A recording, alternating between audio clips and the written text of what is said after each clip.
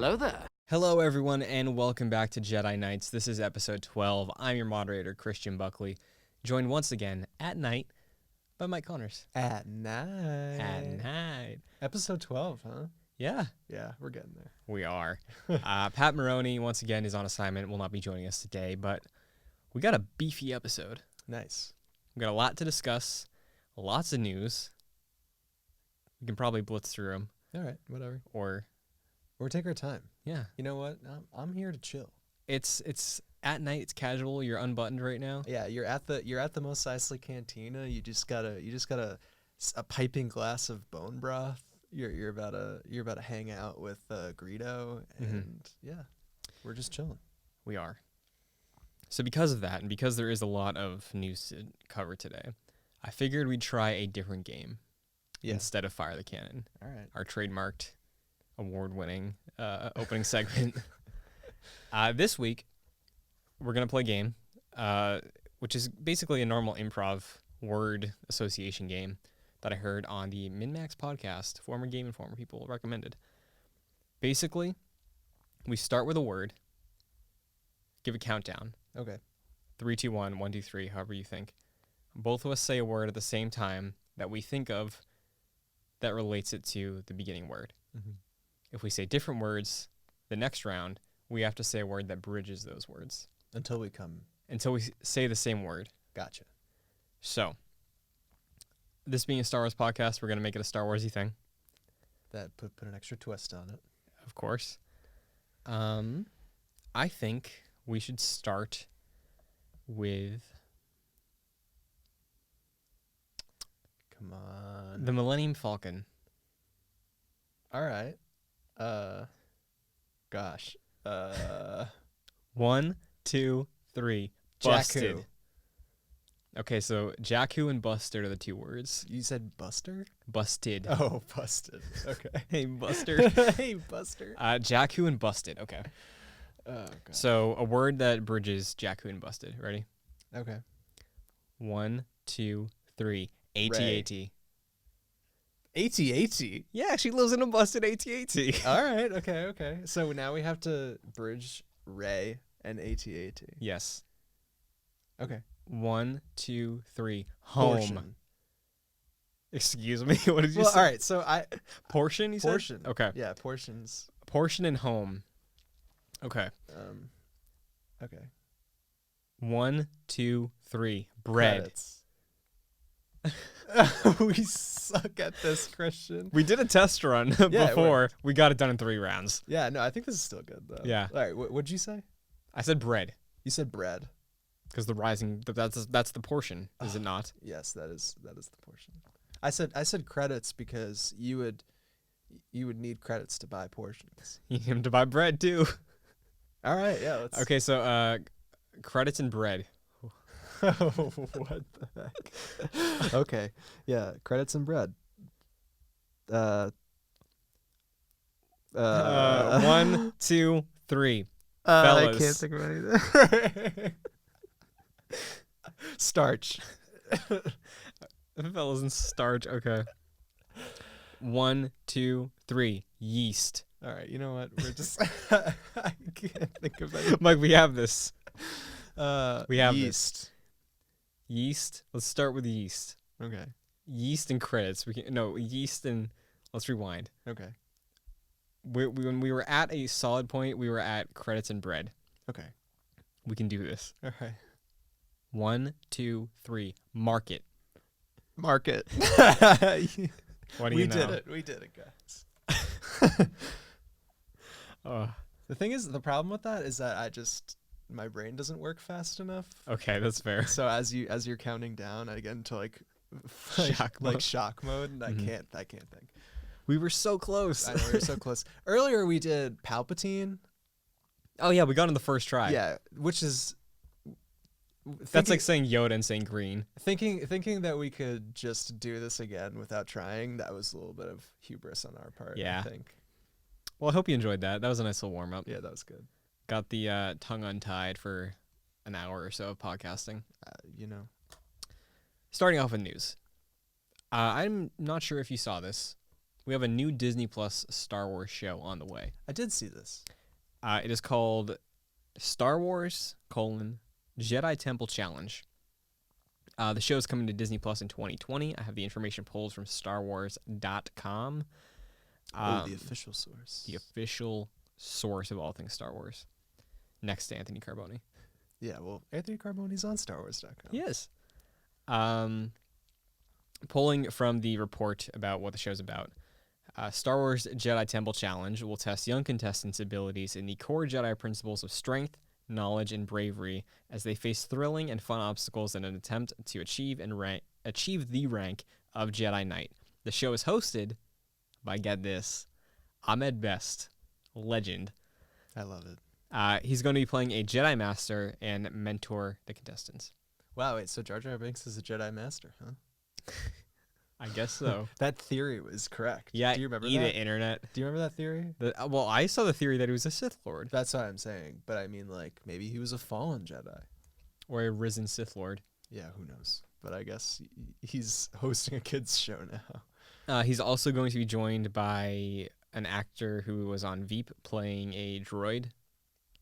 I forgot to pull that information, but like that's like a co-host, kind of like, I don't know. I don't know what that's gonna look like at all. Yeah, like is it gonna be pre-rendered? Is it gonna be live audio? Yeah. For the droid, is it gonna be Anthony Daniels style, like an actual suit? Yeah. Can't tell you. Made no idea. But I'm at best return to Star Wars. Yeah, that's pretty cool. That's awesome. He deserves it. He definitely does.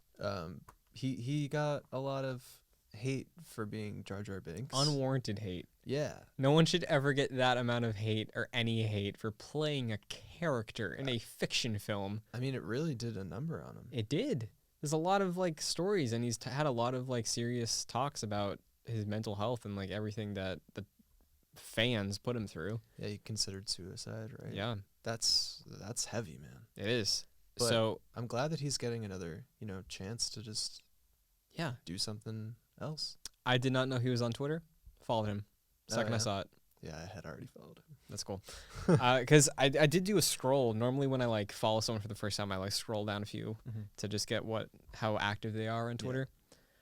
He's very like vocal and a strong member of the Star Wars community online. He, I think he was at Celebration in 2019. That's awesome. They did an interview with him, and like fans were going nuts for Ahmed Yeah. Best. And he was just like taking it all in. It was a great interview. I think Anthony Carboni probably did. Oh yeah, But yeah, I would go look that up. It's pretty good. for sure.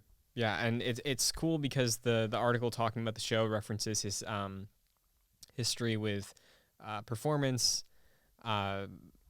martial arts, tons of stuff that will make him an awesome host for a kids challenge show. Yeah. So I'm looking forward to this. Do you think he's gonna pull out the Jar Jar voice at all?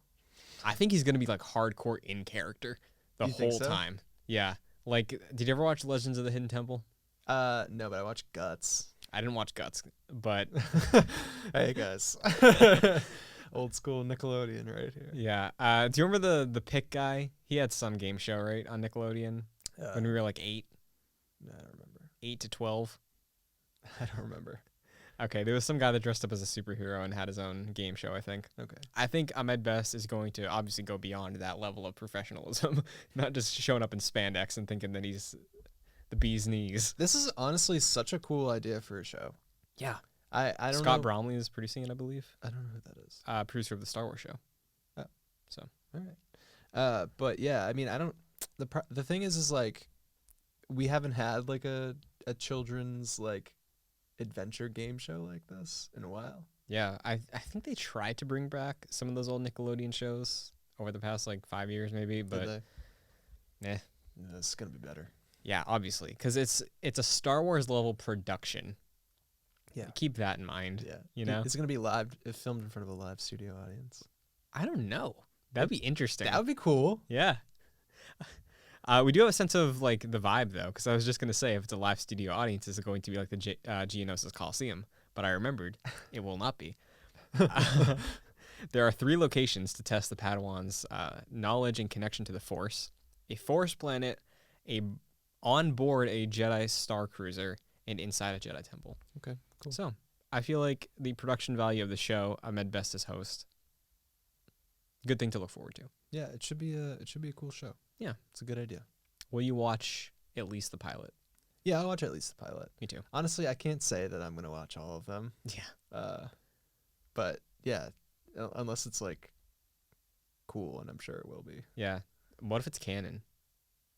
Then I will watch it. all these kids actually just become canon if they win. Yeah. Because you know what else is canon? Is Star Wars Galaxy's Edge. That is canon. I didn't write this down. This is off the top of the dome.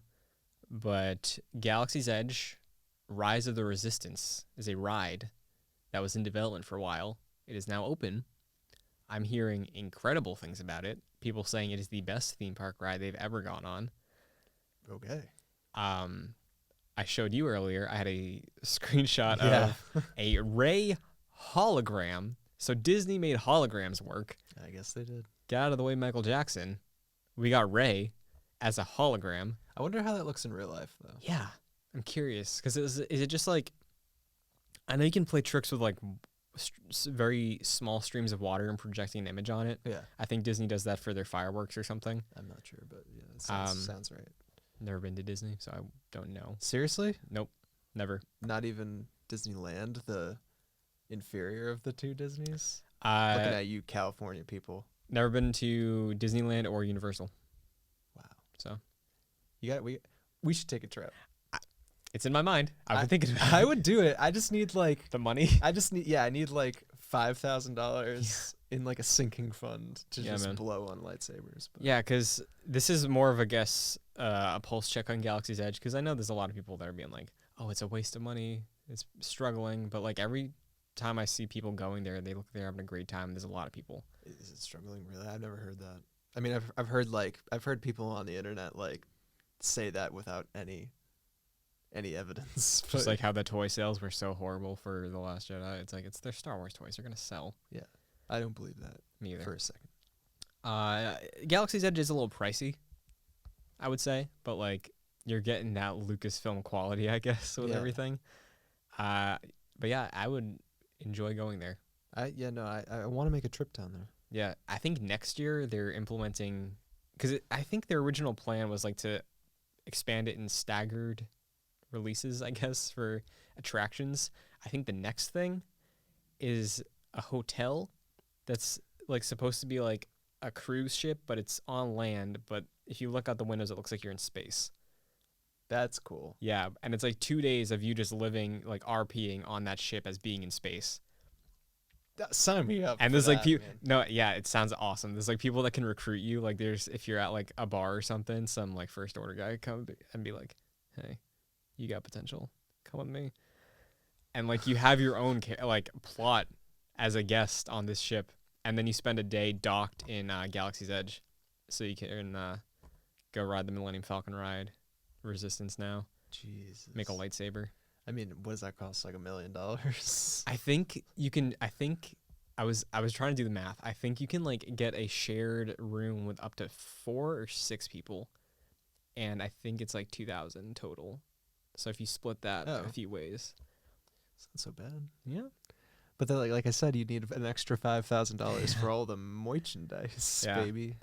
$200 for a lightsaber, $100 for a droid. I put you in both of those. So yeah, the lightsaber is really what I would want. What color? Green, of course. What about you? Green. Yeah. I struggle between green and purple, but like as time goes on, I'm like, Mace Windu owns purple. I can't do that. Yeah, you can't take... only he gets to get purple. Yeah, I'll do green any day, though. Green's cool. They don't have yellow. I like yellow. I thought they did. Do they? I thought they had red, purple, green, yellow, and white. I think the white is actually like blue, though. Okay. Like you put the white kyber crystal in, but it's just blue. Cyan, maybe. Like Jack said. Yeah. I don't know, though. Don't quote me on it. Yeah, but Galaxy's Edge... If we ever end up going, we'll make a video for the podcast. Yeah, good vlog. Could you imagine? Oh, that'd be great. What so nonsense. You know what else is not nonsense, though? What? Battlefront 2. Excuse me? People have this opinion stuck in 2017 on Battlefront 2. My opinion's still the same as it was in 2017, which is that Battlefront 2 rules. Yeah. I picked up Battlefront 2, I think earlier this year. It's like $7. Good for you. I paid $60 for it. No, well, sure. But it was like a bundle. I got, because I sold Battlefront 1 when it was still worth something. Because it's like 10 cents now. I got Battlefront 1 so I could do the X-Wing VR, Do you have a VR headset? PlayStation VR. Oh, cool. And you needed Battlefront 1 downloaded to play the like 15-minute X-Wing thing. So I was like, ugh. That's dumb. But worked out, so I got Battlefront 2 for $7 and then a VR experience for free. Yeah. I really enjoyed that game. We've talked about it a handful of times. We're talking about Battlefront 2? Yeah. Oh, yeah. I think the story, like the campaign, is actually better than people like to say. I still haven't played it. Oh, really? Yeah, I'm familiar with some of the things they touch on in it, but Yeah. I mean, I don't want to get too far into it. I just think the main characters, it's a cool perspective. Yeah. Let's just leave it at that. so the reason we are celebrating Battlefront 2 on this podcast right now is because available now, this is out on a Friday, Star Wars Battlefront 2 Celebration Edition is live. Explain what that is. So for you and I, people who own Battlefront 2, for $25, we can get an expansion. If you have yet to buy the game, well, they have put out a ton of free DLC. Yeah, they have, but I mean, Yeah, they've put out a lot of free DLC. yeah, but If you haven't bought it yet, for $40, you get the complete package also, all right. Including this. including everything I'm about to go through All right. and everything that's come out prior. So the All Celebration right, Edition. sell me on it, actually. So the Celebration Edition, you get access to any of those like exclusive skins that you missed out on for not pre-ordering. Okay. So like the really cool version of Rey with her Ach-2 outfit. Yeah, yeah. You can get that. But that's just like a little bonus accoutrement. Okay. The meat and potatoes of this meal. Yeah, tell me what it is. So in December, we get a brand new planet from Episode 9. It's a jungle planet, which we have probably seen in the trailers, where Rey threw that lightsaber in the forest. Is it named? No, unnamed jungle planet. So, Okay. jungle planet coming your way. So for what game modes? Just like I'm pretty sure the main one's probably not the one that's like the Walker. Is that Okay. too? yeah. And I doubt it would be Capital Supremacy because that's still only Geonosis. It's Geonosis and isn't there another one that they just started? Maybe. I haven't played it since that It's- recent update. Yeah, whatever. I haven't played it in a while, so We're getting new units. The Sith Trooper, that's an episode 9 thing. the Jet Trooper for the First Order, both of them. For the Resistance, we're getting the Gunner and Spy. And for the Resistance, both of those classes are going to be new alien species that are introduced in Episode 9. All right, cool. Continuing, Rey, Finn, and Kylo Ren getting new skins based on their appearance in Episode 9. So probably Kylo Ren with the cracked helmet, right? Mm-hmm. Finn with his new outfit, blue pants. Yeah, it's like really the only thing that changed. And then in January, we're getting two new things. A new map for Jakku, Okay. which is surprising to me. yeah. Are we going back to Jakku in Episode 9? Why does everyone want to go back to Jakku? Also, BB-8 and BB-9E will be playable heroes and villains. Wait. How? I don't know. How does Wait. He's got a taser. BB-8 going up against like Darth Vader? They'll find a way. I don't know. Man, the reason I have faith in that is because they made life-size Yoda in that game function the way life-size Yoda should, and he can go up against Darth Vader. So I think they'll find a way. And this also gives me hope that you can play C-3PO at some point, because how funny would that be? That would be really good. Yeah. I mean, we don't know like how C-3PO is in Episode 9. Yeah. Maybe he goes rogue. Yeah, maybe. He's got those red eyes. Yeah. Right? Red eyes to match the red arm. Like this boy right here. I love him. But yeah, the Battlefront Celebration Edition. What are your thoughts on this? Yeah, I'm not buying it. Yeah. Definitely not. I am interested to check out the updates they added in September, which added like a co-op sort of whatever the mode in Battlefront 2 original was, where it was Galactic Conquest, it's kind of like that. Like you have a playlist that you can play up with 3 other friends of different maps. There's story introductions and closings to each map. Haven't checked that out yet, but as far as Rise of Skywalker content goes, this is the avenue to go after 2 years of a lot of free DLC. Yeah, no, I think it's pretty cool. Yeah, so I don't blame them for charging for it, but I'm not in a rush.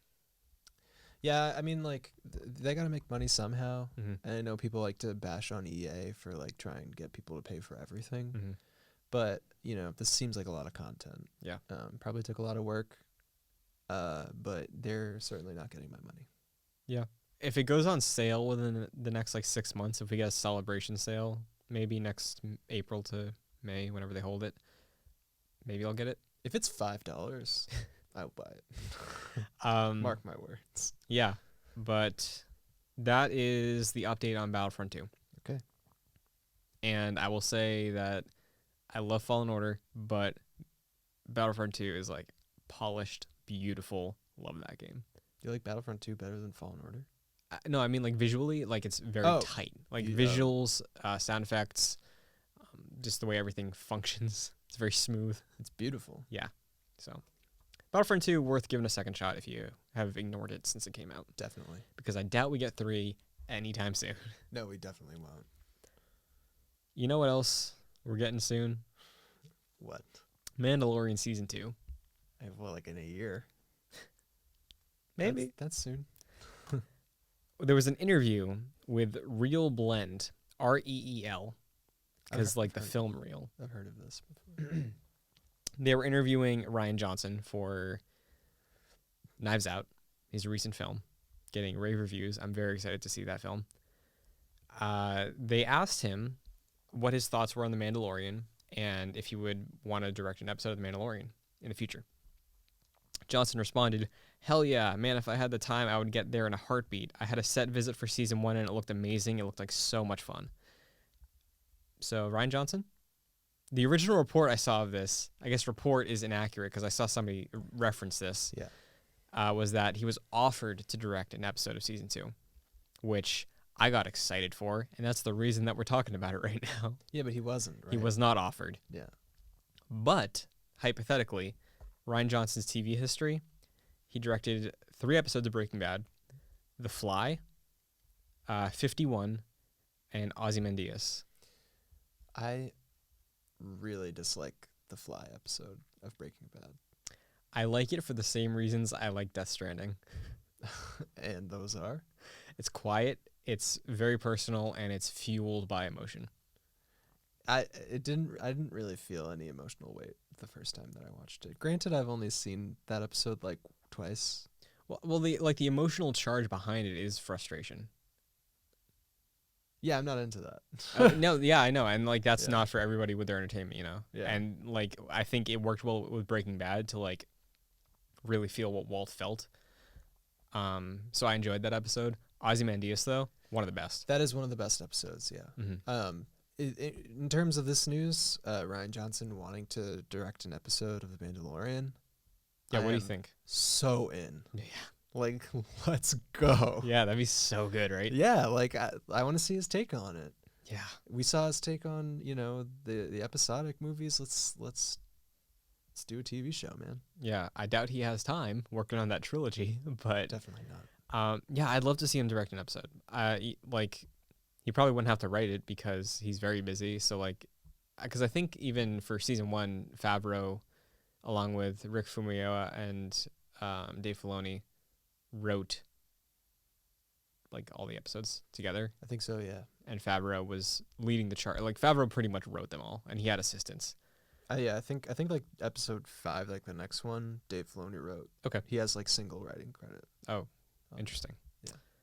But yeah, I would love to see Ryan Johnson dip his fingers into the Mandalorian world and like craft a very intense episode. I think he'd be able to do it. Yeah, he nails tension very well. It would be a longer Mandalorian episode, probably. I hope so.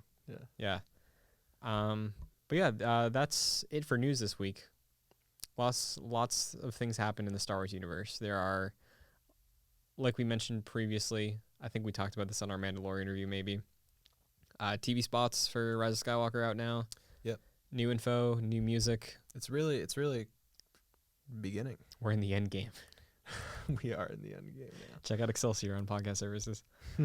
But that's going to do it for news. Like I said, we're about to take a short break, and when we return, the sequel era has arrived, and I'm excited to talk about it. Yeah, same. The Force Awakens, reviewed and ranked. See you in a second.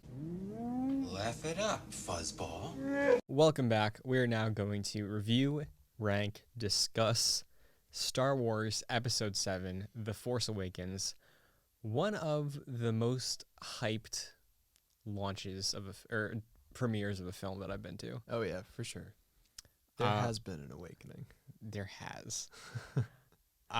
We have I know a lot of people have a lot of opinions about the sequel trilogy. Yeah.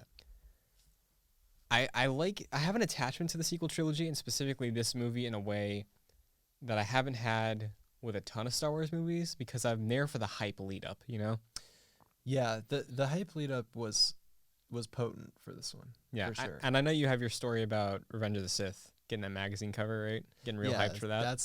That is something Mm-hmm. that'll stay with me forever. But this is like this. I was older. Yeah, I was a little bit more mature. cognizant. Yeah, I was aware. Yeah, And yeah, I read way too many theories for this one. the lead up to it was like something else. I remembered when because the trailer came out on Thanksgiving, I think, that teaser. There Like has the been an very- awakening The very first one. Yeah. with the Falcon doing all those maneuvers. Yeah. Beautiful trailer.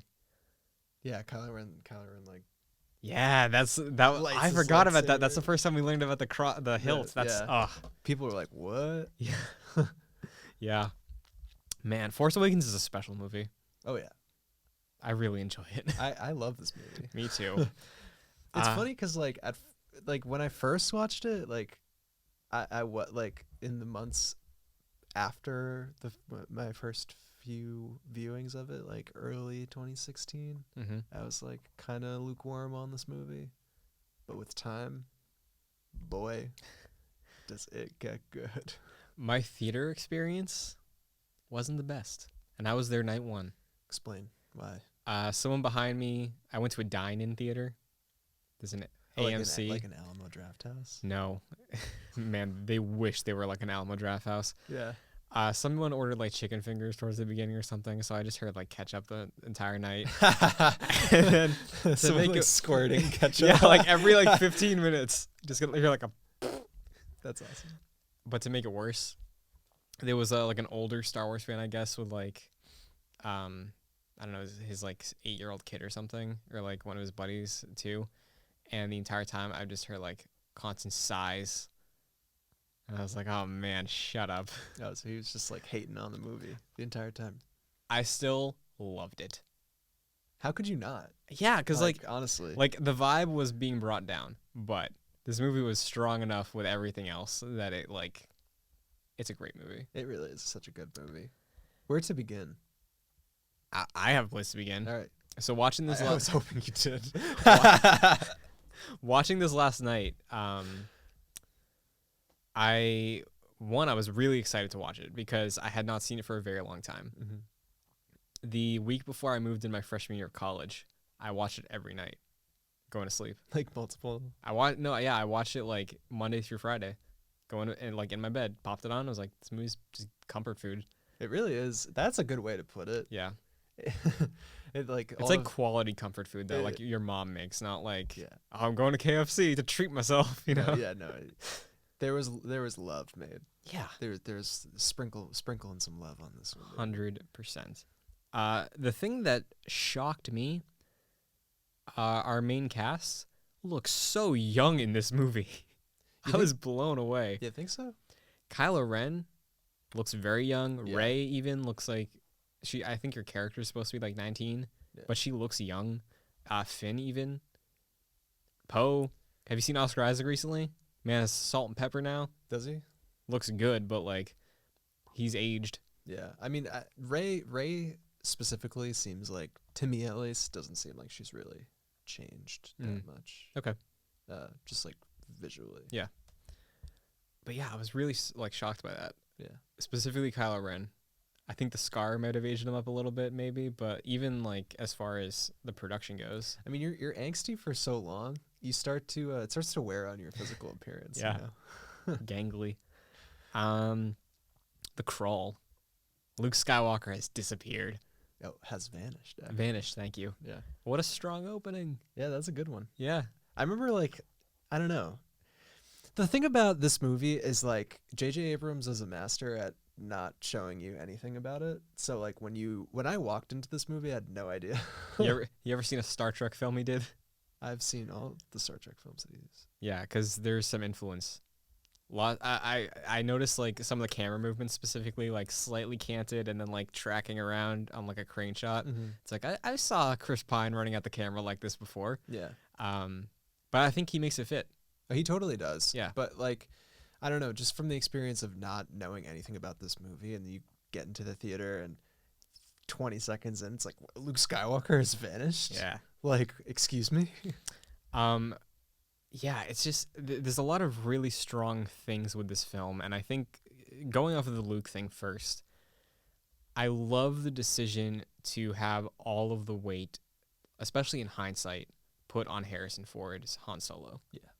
Because I think that does a number of things for what they're trying to establish with this movie.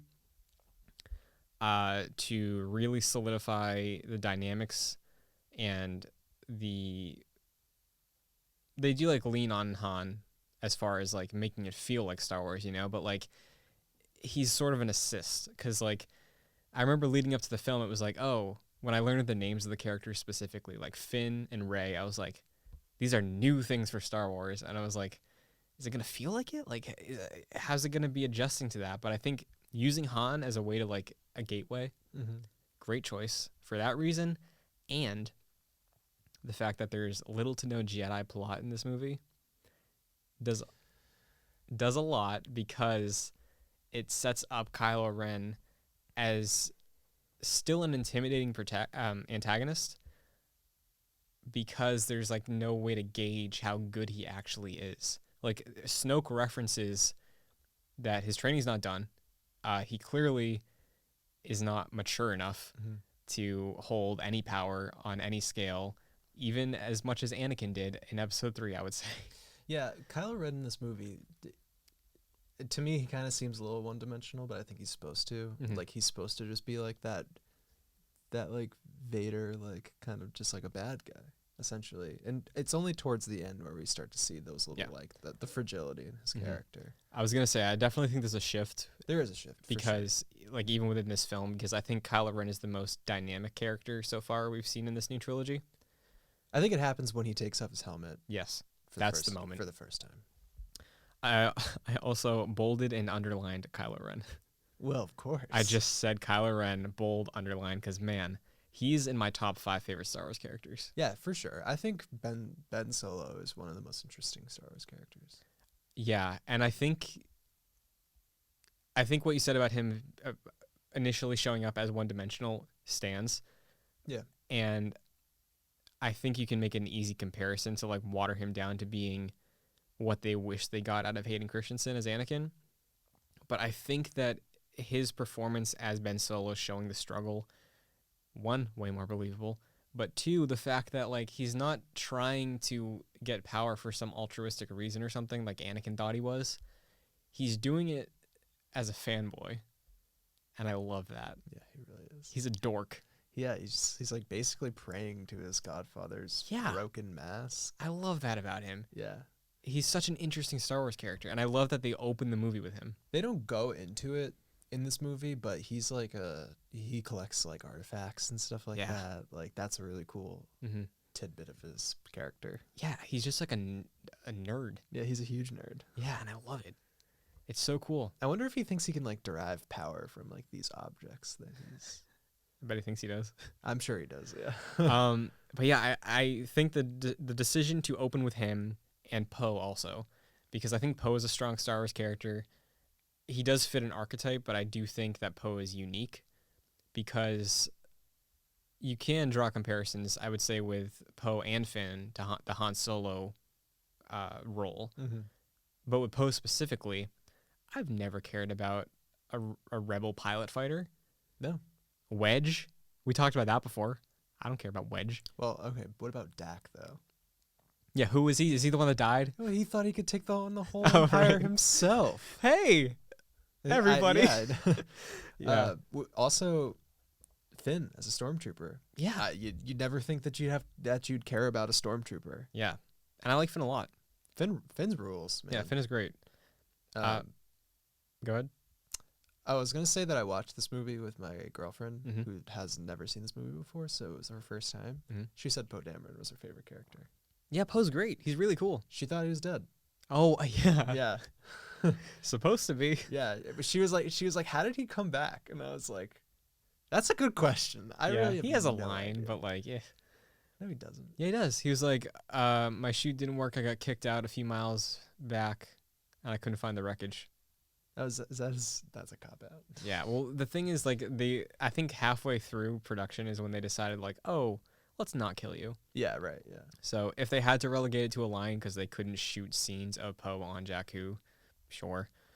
I'm happy he survived. Me too, because I do think he's a unique Star Wars character. Like, I don't think he's just the Han Solo of this trilogy. No. Because I don't think there is a Han Solo of this trilogy. There's not. And I love his character. Me too. So introducing the film through him, who we have yet to be introduced to as Finn, just the hesitant stormtrooper, and Kylo Ren. 2 thumbs up. Yeah, I find like the very very beginning of this movie where like Laura San Tekka gives Poe Dameron the map to Skywalker. This will begin to make things right.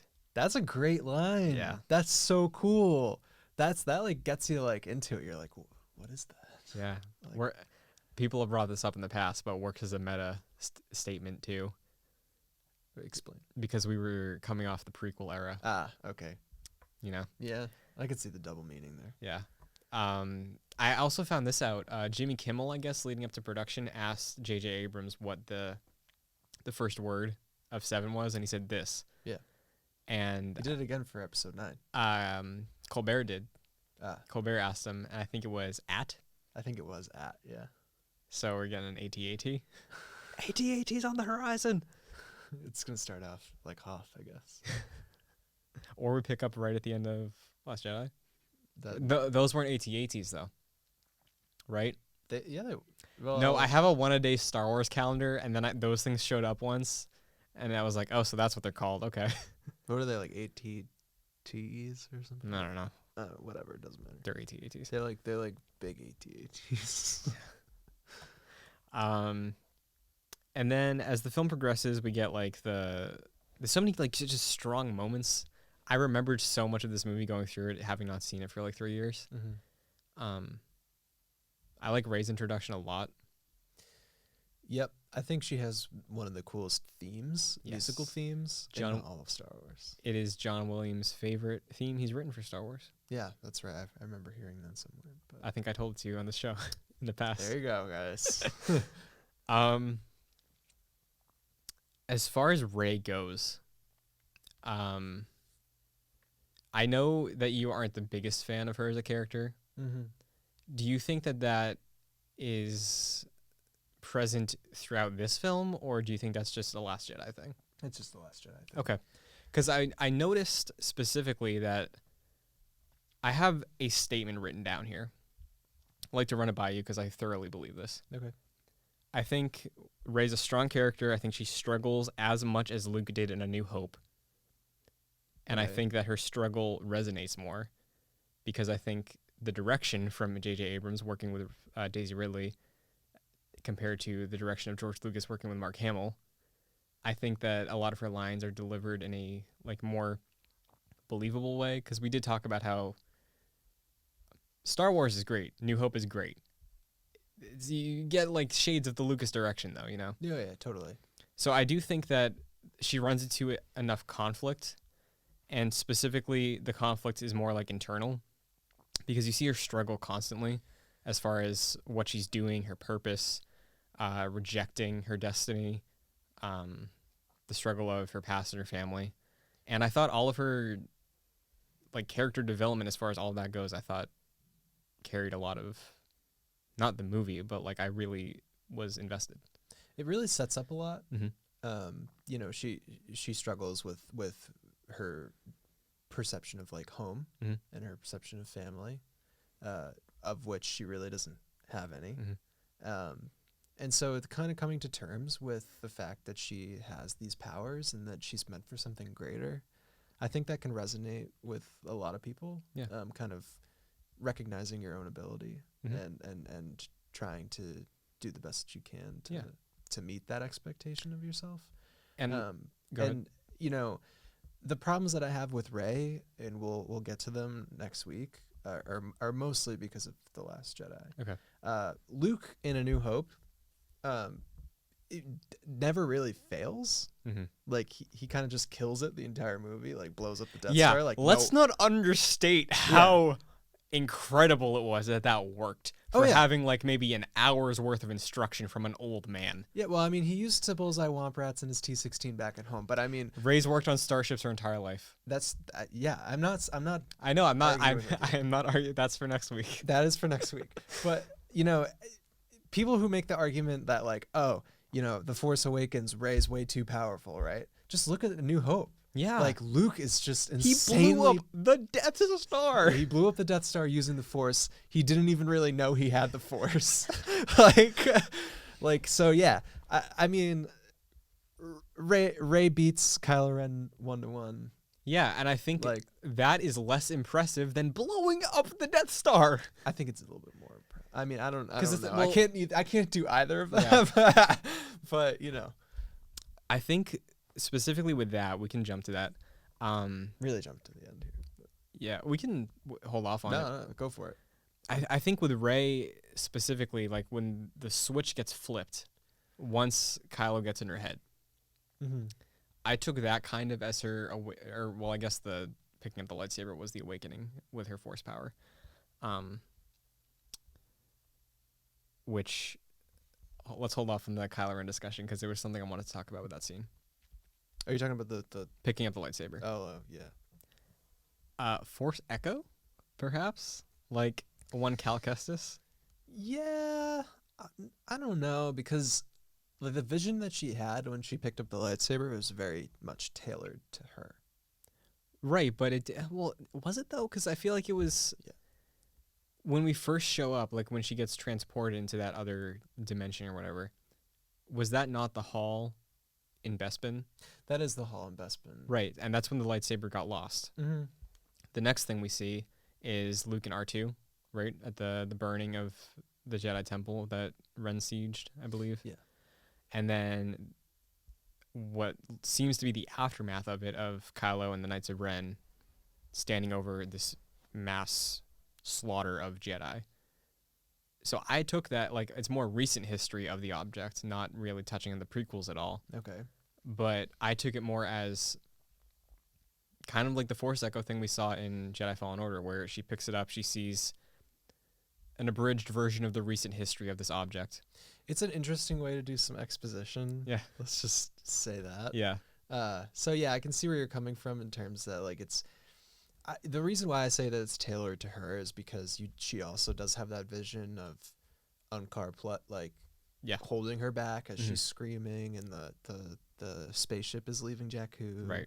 And you also hear Obi-Wan say, "Rey, these are your first steps," Which could tie it to the prequels too, which could tie it to the prequels because it was Ewan McGregor, and there was a little like Rey. I think was Alec Guinness. Rey was Alec Guinness, but they had Ewan McGregor come in and record "These are your first steps," which is cool. Yeah. So cool. Yeah.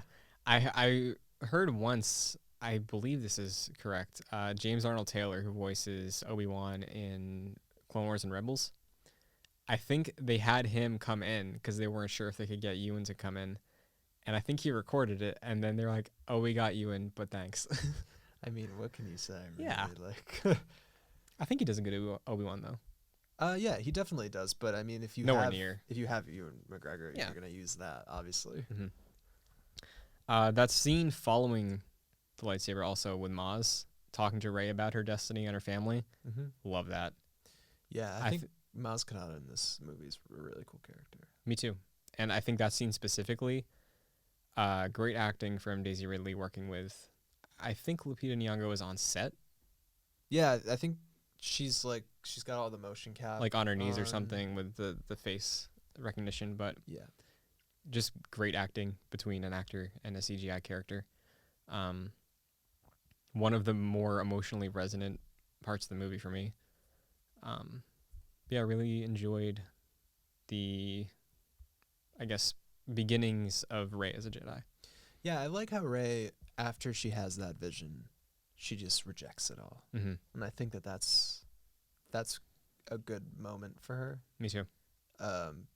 Something that like you don't really see in Luke Mm-hmm. ever, Or Anakin. or Anakin. But she quickly regrets that decision. Yeah, so I guess when Kylo does get in her head, that's when she realizes she has to like embrace it. Not only to save her own life, primarily to save her own life, but figuring out that she can manipulate the Force, use her abilities, and work for the greater good, I guess, as the Jedi do. Yeah. Yeah, so do you want to keep going on like the Rey plot right now, or do you want to like bounce around a few other things in this movie? Because there's so many aspects of Force Awakens. There are a lot of aspects to this movie. Like, I think we could probably do a whole episode talking about how cool the practical effects are. Yeah, But- that's cool. Do you have anything else to add on the Rey Yeah. plot? Yeah, go for it. Okay. I like talking about her. Yeah, me too. specifically. Her relationship with Han, going back to Han as a gateway to introduce these new characters to the saga, I liked a lot because,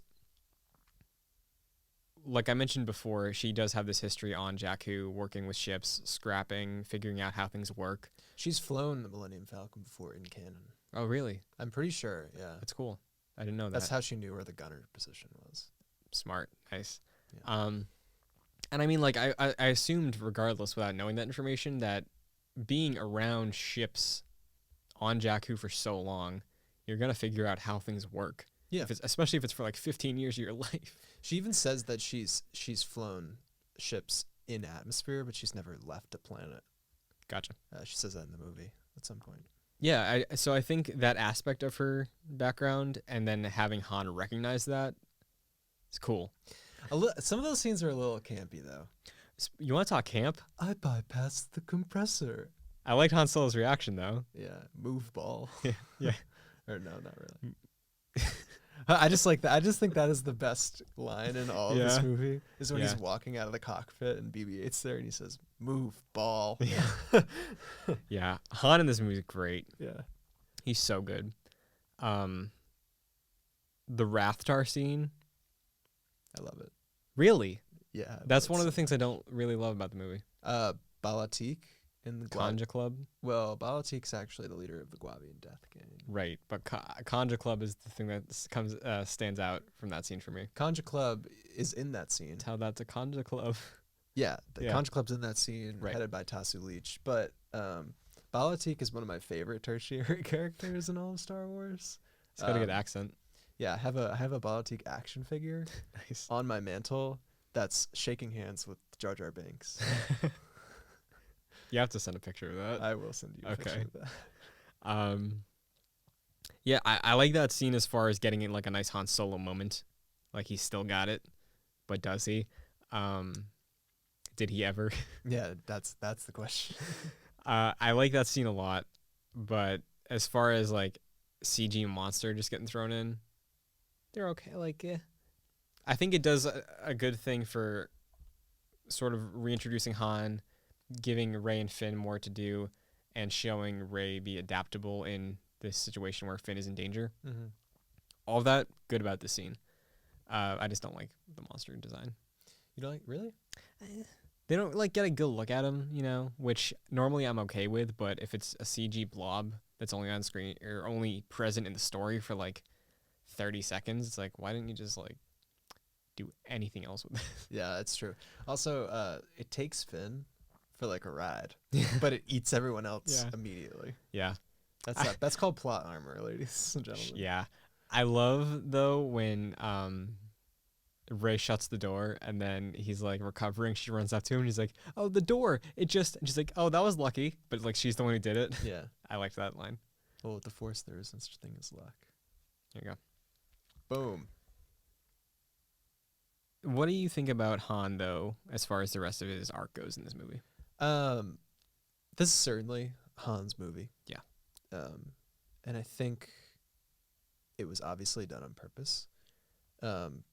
Harrison Ford always wanted Han Solo to die at the end of Empire Strikes Back. Mm-hmm. We all know that didn't happen. Mm-hmm. But he wanted to die in service of the plot. And, you know, he meets his tragic end in this movie. In service of the plot. In service of the plot. Yeah. And I think it works really well. Mm-hmm. It is kind of unexpected. Yeah. Up until like a few The red, the red goes thing. over Olive Run's face, yeah. Or he steps on that thing over the crevasse or whatever. Mm-hmm. And I knew immediately he was going to die. But I think it works. Yeah, me too. I like that specifically with Kylo Ren, the idea that nothing is sacred, I think does a lot for his character, and that will continue in episode 8. Specifically with Han, though, bringing Han back as like the fan favorite. Everybody, if you ask them who their favorite character is, it's like, oh, it's Han. Luke gets no love until recently. That was like Luke. Yeah. Han, I think, having him be the one that bites the bullet before we even see Luke, one is bold. Yeah. Because they never get an on-screen reunion, and it's bittersweet. But I appreciate the boldness of that because it does add a lot to Kylo Ren. Like, that moment, the trigger pull, if you will, for that moment. Yeah. The lightsaber ignition, if you will. Yeah. And, like, that convinces him that he's, like, there, that he's in line with everything that he worships. Do you think Kylo Ren in that moment? Because, like, throughout the movie, he says, like, I'm feeling the pull to the light. And he even says it during that scene with his dad. Mm-hmm. Do you think he was do you think that was a last-minute decision to like, push away those feelings of, oh, I feel myself being pulled towards the light side of the Force. Yeah. I'm going to reject that. Do you think he was on the cusp there? I do, because I think Kylo, like, when Han walked onto that bridge the first time I saw this movie, I thought it could have gone either way, being Really? fully honest. Okay. Because I know JJ likes his surprises, and I could have seen Kylo Ren being like a bait and switch of, like, he's not the real bad guy. Like, someone else is going to fill that role. Would have been cool with that, because he did show conflict throughout the entire movie, and we're introduced to that conflict before we even know he's Han's kid, with Max von Sydow's character at the beginning, where he says that really good line about, like, you can't escape the truth. That is your family. That, which is, like, people should have known at that point. I didn't know. But he says the First Order was birthed in darkness, but you were not, or something like that. Yeah, something along those lines. Which I liked. Yeah. And it sort of sets up where we go with his character in the film. But yeah, I think it worked. I think it was bold, and I'm glad it worked the way it did. Yeah, certainly was bold. Yeah. That, I would probably say, is would you say that's the most emotional thing in this movie for you? I don't really know. I don't know. Is that a good answer? Well, I agree, because I feel like the thing is, like, supposed to be that moment. Yeah. But the real thing that I latched onto the most with this movie was that scene between Maz and Rey, where Rey's just struggling so much, and having to come to terms with who she's supposed to be and what she's lost. And yeah, love Han Solo. But after the initial shock of actually seeing him die, like, revisiting it, beautifully done scene, but I don't know if it has, like, so much emotional weight to it that I'm, like, invested past the point of, oh no, Han. Yeah, it's kind of just one of those things where you're just like, oh, that's a shame. Like, you know what I mean? Like, right though? Yeah. No, like, I get it. I get what you mean. Yeah. Yeah, like you're like, oh, we still got 2 more movies. Like, let's face it. Like, Han was never, like, the central focus of any of the Star Wars movies. Except Solo. Except Solo. his death is sad, of Yeah. course, but like, it doesn't carry that sort of emotion. Like it does. But good acting. I Oh, think amazing acting. Adam Driver. Adam Driver, such a good actor. I will say he's one of the best actors of this generation. For sure. Underrated. So underrated. Have you ever seen the movie Patterson? I haven't. Yeah, he's basically a bus driver in that movie. I know he was in Logan Lucky. I think he's in that. Uh-huh. It's like a heist movie in like the South US or something. I think he's like a NASCAR driver or something. Also tonight, as of recording this on Netflix, The Marriage Story. Him, Scarlett Johansson, and someone else. My friend told me about that this morning. I didn't know about that. But Patterson's a good movie. You should watch it. I think it's on Amazon Prime. Mm-hmm. And also, I love the HBO TV show The Girls. Okay.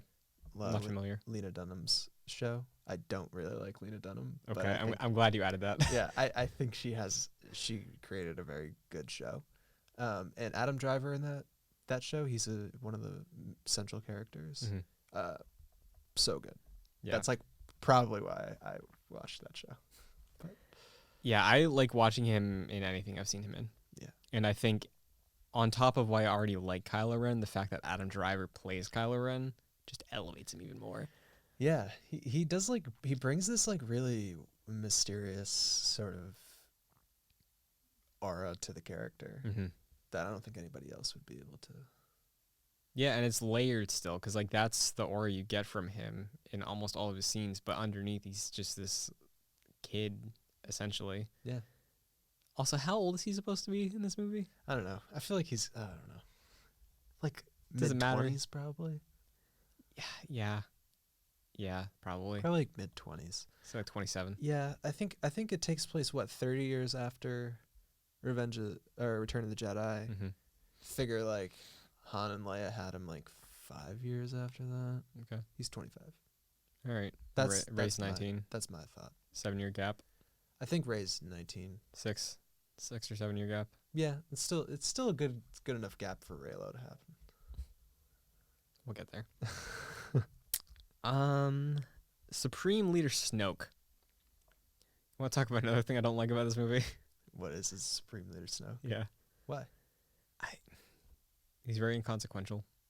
Like the fact that he was talk about inconsequential. Mike. No, listen. So Snoke, right? Like I just like he's not like important. Like he acts as a plot device. I agree. Yo, you agree with me? Yeah. Oh, okay. I thought we were going somewhere else there. Oh no, totally agree with you. Yeah, I think Snoke kind of pointless. I think like I don't care about who he is. No. I don't think he's Plagueis. I don't care about like his backstory much. Sure, if they want to give me a reason why he hates Luke, JJ can tell me that in an interview. But like I think Kylo Ren is a much more interesting character, and Snoke playing the role he plays in service of developing Kylo Ren throughout this trilogy, fine with that. But like just giant CG hologram. Yeah, actually the way that you just put that, the only reason why Snoke is in these movies is just to further Kylo Ren. Yeah. Kylo Ren's character development for sure. Mm-hmm. I got like a Empire Strikes Back, like Darth Vader, what is thy bidding, my master vibe from Snoke in this movie. You're supposed to. Yeah. And it's fine. Yeah. I never really cared about Snoke. Yeah. I guess we can dip into this as far as the film being a remake of A New Hope. Snoke specific. If you want to talk about like one-to-one things, Snoke is just Walmart Emperor. Yeah, but the Emperor wasn't in A New Hope. Right. So why did we need Snoke?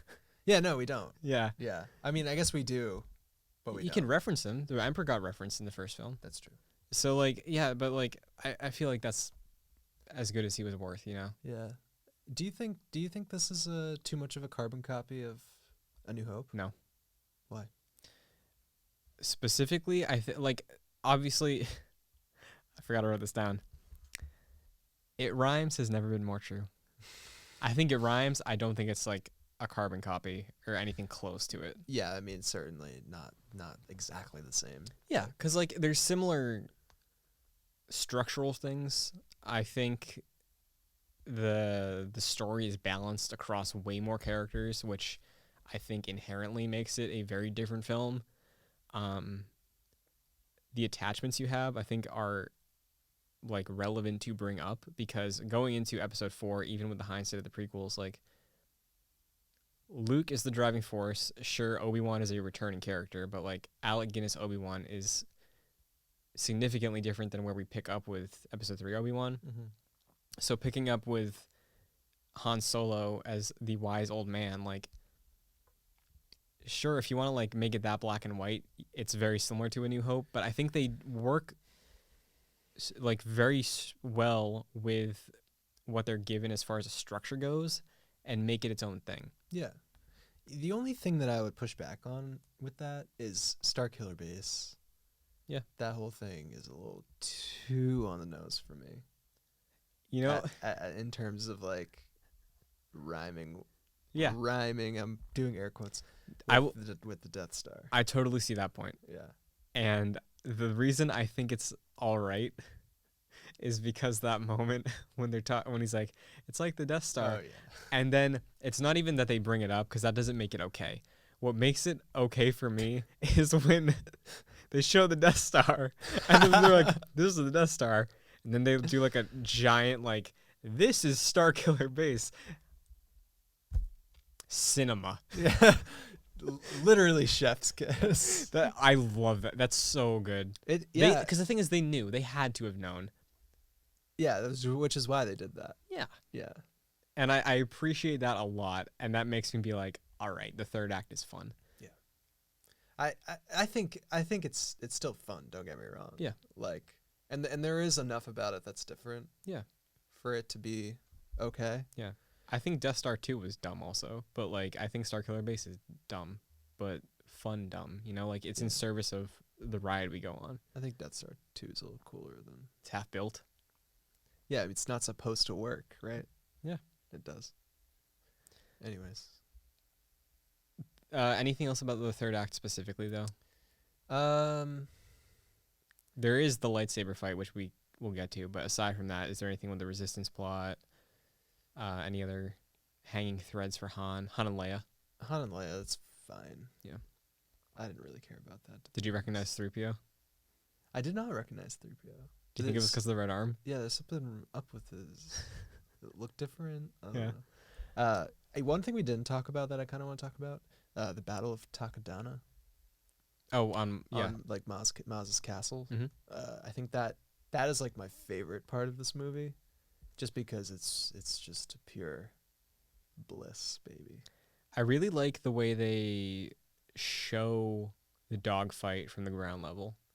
That's like a Battlefront moment. Oh, like the tracking Yeah. thing that they did. Of Poe's X-Wing. Just That's one hell of a pilot. Yeah. Yeah. Because we never really saw anything like that in previous Star Wars films. We either get it from the ground perspective, ground stuff, or aerial perspective / space doing that kind of thing. Mm-hmm. So seeing it woven together like that, I liked a lot. It reminds me of something that they do in Rogue One, which is like an aerial fight, and then like a ship goes down and it crashes onto the land. Yeah. But then it seamlessly transitions to a land fight. Mm-hmm. That's cool. It is. They should have done that. Yeah. I don't think they did. I don't think they did either. There was definitely a TIE fighter that crashed at some point, similar to that, but not in the spectacle it was in Rogue One. Yeah. Poe's X-Wing, though. Cool X-Wing. Yeah, it's like all black. Black and orange. It's blacked out. Awesome. But yeah, anything else before we dive into the lightsaber fight? Yeah, if Poe Dameron was to drive a car in the real world, what do you think he would drive? That's a good question. I feel like it wouldn't be something flashy, but it would be something cool. Yeah, definitely be black Yeah. with orange interior. Yeah. Blacked out rims. Yeah. Yeah, he'd probably like an Escalade. Okay, yeah, I'll combine that. Yeah, because it's sturdy. Mm-hmm. It's got weight behind it. Yeah. I think Kylo Ren would drive one of those Cybertrucks. Yeah. Kylo Ren and Elon Musk would be boys. Yeah, they would. They really would be They totally boys. would. So Kylo Ren in that lightsaber fight in the snow. So cool. Mike, growing up in Massachusetts, I love rain in Star Wars. Snowing in Star Wars? Not snow, but snowing. It's hard to say what I like more. Growing up in New Hampshire, I'd have to agree. I love how this scene looks. Yeah. It's great because I love that's at night too, or not at night because the sun is being drained. But yeah, I love that it's dark because you have the snow and the saber color reflecting off the snow too. It just makes it look really cool. Lots of purple shadows. Yeah. Love it. Love how it looks. Also, cool thing about The Force Awakens, it's the first movie that they used lightsaber props that actually emitted the color in like real life, like real time. Great decision. So cool because those close-up shots of Rey and Kylo Ren, it's cool to actually see the light of their weapons on their face. Makes it very immersive. It does make it so immersive. It adds way more than it should Yeah, it does. to like the intensity of everything. I mean, but I feel like it should though. Yeah. Like you said it adds way more than it should. I think it's the perfect amount. Backpedal.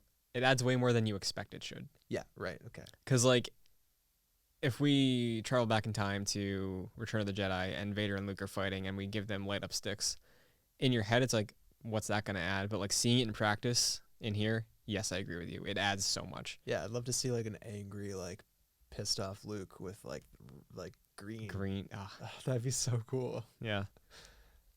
This fight, one of my favorites in the series at this point. Yep. Oh, yeah. Big time.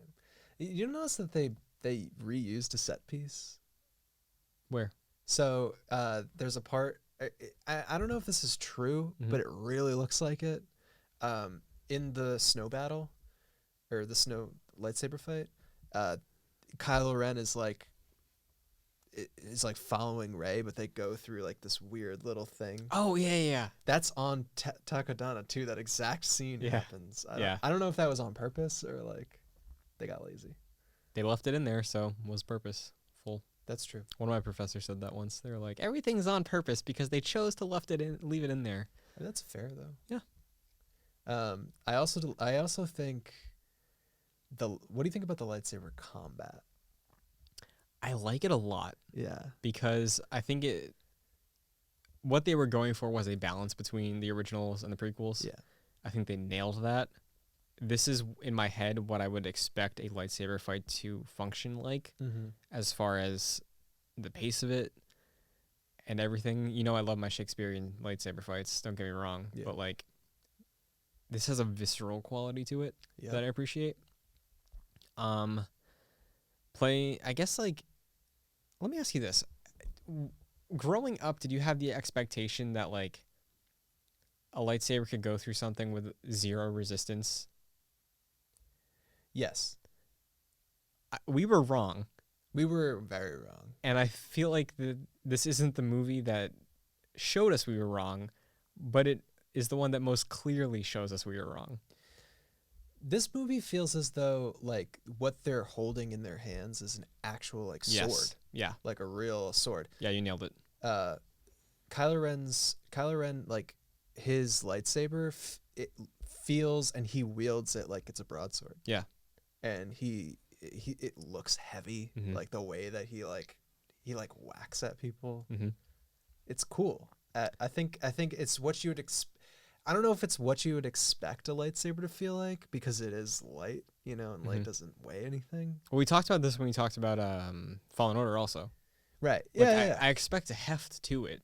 Yeah. It's just, I guess, like, as a kid, seeing Kylo Ren slice up Finn's back, in my head, I was like, oh, he died. But, like, that's not how it works, That is the nastiest, move in all of Star Wars. He just, without hesitation, just, rips his back open. And then, like, Kylo gets his scar, he gets poked a couple times in his shoulder. Mm-hmm.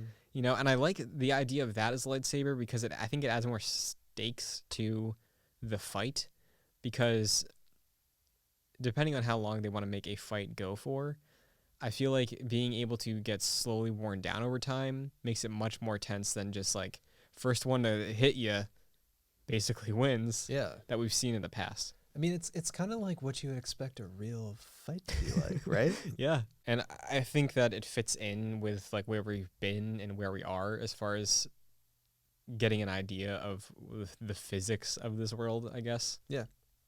But I know a lot of people weren't too happy with that or force powers introduced in this movie, but the force itself has always been like a... It's whatever. Yeah. I think Kylo Ren has a cool force power in this movie. Can like freeze stuff, and I think that's so cool. Me too. It's very cool. It's one of the cooler force powers. Yeah, definitely.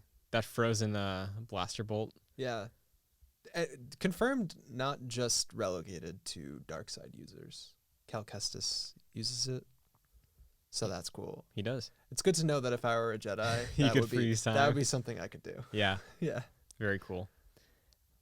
The end of that fight, how do you feel about that? Sort of cutting it off midway. Rey gets some tense blows in on him. It's probably what needed to happen. Yeah. I like it. Yeah. He gets bested by her, Mm-hmm. but, you know. Oh, excuse me. I forgot. If we want to talk about emotional moments in this movie, we've talked about it before, John Williams, legend. The moment after Finn gets knocked out, when Kylo Ren reaches out for the saber, Oh, yeah. flies past his face, Rey catches it, the Force theme starts up. Love that moment. That's... Chills. I got chills again last night. I get chills every time. Yeah, It's an iconic scene. it is. It's cool that, like, this is such a new movie, but, like, there are just so many, like... I was nostalgic for this going into it. Yeah. It's only 4 years old. Yeah. Yeah. It's Not even. weird feeling nostalgic for things that recent, but time's just flying by to the point where it is. Yeah. You know? I love this movie. I really do. Me too. I think we covered most of what I wanted to for Force Awakens.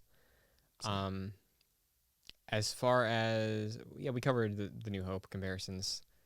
I think, especially towards the end of this movie, branches off significantly from A New Hope. One thing we didn't talk about, Mm-hmm. Luke's only in the last, like, 30 seconds of this movie. Yeah, let's end there. Yeah. Thoughts? I liked it. I thought it was fine. Yeah. I know some people were upset. Like, Yeah. why Luke was, you know, like, I don't know, people expected Luke to actually be in this movie Mm-hmm. and, like, maybe show up halfway through. Yeah, so first time seeing it when there's the moment of them sort of failing at destroying the reactor, when I think it's Leia or maybe Han says we need a miracle.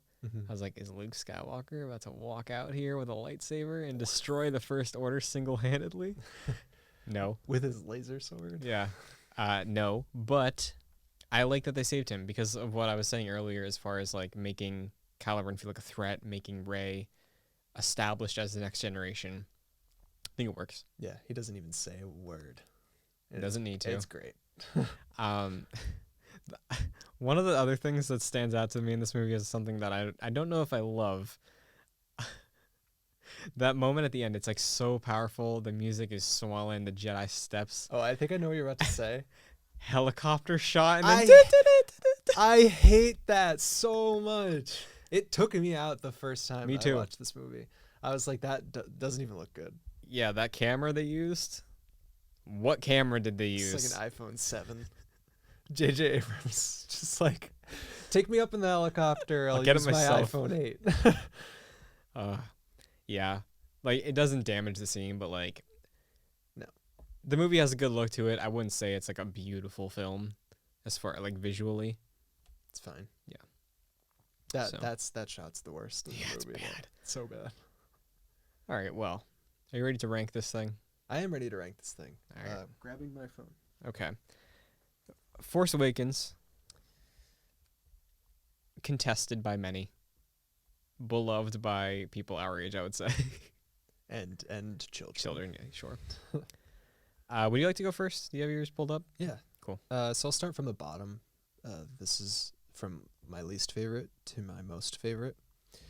Attack the Clones, Solo, Phantom Menace, Rogue One, A New Hope, Revenge of the Sith, The Force Awakens, Return of the Jedi, Empire Strikes Back. Interesting. My ranking goes Phantom Menace at number 9. Number 8 is Attack of the Clones. 7 is Rogue One. 6 is Solo. 5 is A New Hope. 4 is Revenge of the Sith. 3 is The Force Awakens. 2 is Return of the Jedi. And 1 is Empire Strikes Back. We have the same. Pretty much. I think list. Rogue One and Solo, I think, are swapped for us. Yeah. And Attack of the Clones and Phantom Menace are swapped. But other than that, Our top 5's the same. yeah, I mean, it's about to drastically change. For now. Yeah.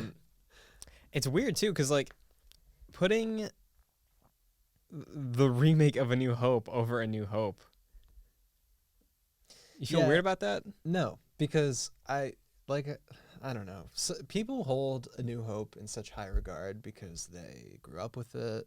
And it's an impressive feat of cinema, I'd say. Yeah, I mean, Like, getting that thing done for the budget it had and setting up this entire 40-year spanning universe. it also just like pioneered special effects. Yeah. In its own right. Mm-hmm. But in terms of like what I want to see from Star Wars, They were getting there with A New Hope. they you were know? getting there with A New Hope. Nothing against A New Hope. I think it's a great movie. Yeah. But It's refined now. yeah, they've figured out what works and what doesn't work. Mm-hmm. And I think I sympathize with the people that were bummed that it wasn't new. George Lucas even was like, oh, there's nothing new in Force Awakens. We talked about that quote on one of our early episodes. But for what this movie needed to be, very happy with it. Holds up incredibly well. And it is one of my favorites. It is one of my favorites as well. Awesome. You know, it's funny too. Just to say this, I wasn't expecting to put it above Revenge of the Sith, honestly, but it's a really good movie. It's really good. Like, I have a lot of love for that prequel era, Yeah, but I think Force Awakens is like undeniably is a better movie. yeah, for sure. So I'm glad that before we get to the final film in this saga, we agree on the top 5. That's a good feeling. Yeah, not for long though. All right, Mike, if people want to find you anywhere online, where can they find you? You can follow me on Twitter at Mike P. Connors. Fantastic. You can follow me on Twitter at Chris N. Buckley. Promotional things. We have a Patreon. Patreon.com/joyclicks is where you can go if you would like to contribute to helping make these shows improve as time goes on. Maybe you're just feeling generous. Yeah, we appreciate it either way. Yes, we do. Fun info on there. You can get early access to this podcast, any other future podcasts, as well as ad space on them. If you're listening to this podcast, it's on a podcast service of your choosing: Spotify, Apple Podcasts, Anchor, many others. If you are watching us, you're on youtube.com/joyclicks, where there are other things like our Mandalorian review and some other things coming up in the near future. Yeah, we just got a bunch of content for y'all. So like it, subscribe to it, And share it. share it. Yeah. Exciting plans for the future of this show. Oh, I'll say that. Yeah. But that's going to do it for episode 12 of Jedi Knights. Next week, I'm debating on not even talking news because I think we can fill a full episode. I think Probably the longest episode. it will definitely be the longest episode. Mm-hmm. We're so close to the Rise of Skywalker. Let's just embargo ourselves from any news. We will have a predictions video We will have a predictions video. or episode of the show, similar to if you watched Excelsior. Jack, Pat, and I sat down for about half an hour, talked about popular theories, whether we thought they'd be true or not, provided our own. We will be doing that as well before episode 9 comes out. But Nothing can. We can cover news all we want. yeah, But nothing's gonna beat just going in there and watching it for the first time. so we'll see you then. Yeah. And until then, we're fine. Everything's fine. How are you? May the force be with you. General Kenobi!